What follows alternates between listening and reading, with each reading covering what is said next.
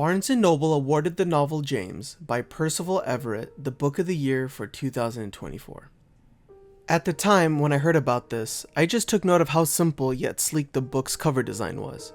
After seeing it in the store, I figured why not and picked up the book.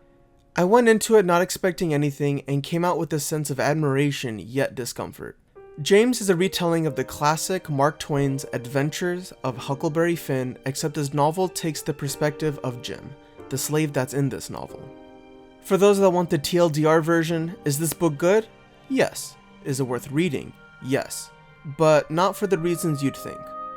Both Mark Twain and Percival Everett effectively use the same characters and setting to criticize slavery and racism, but in different ways. What Mark Twain captures through his storytelling, Percival Everett does through dialogue. You see, in this book, Jim isn't just an embodiment of a caricature of a slave.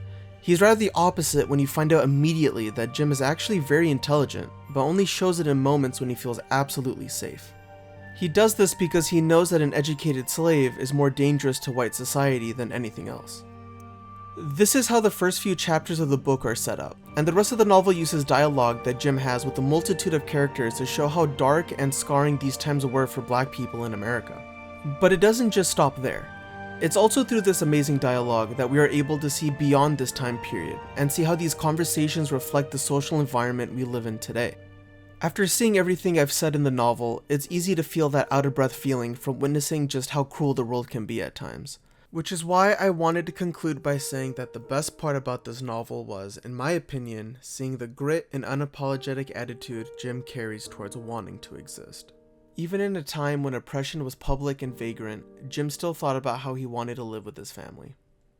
Even in a time when no one understood how he truly thought about life, he turned to reading and writing to share his story.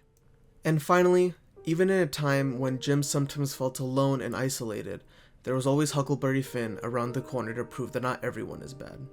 Thank you guys for watching, and we'll catch you guys next time.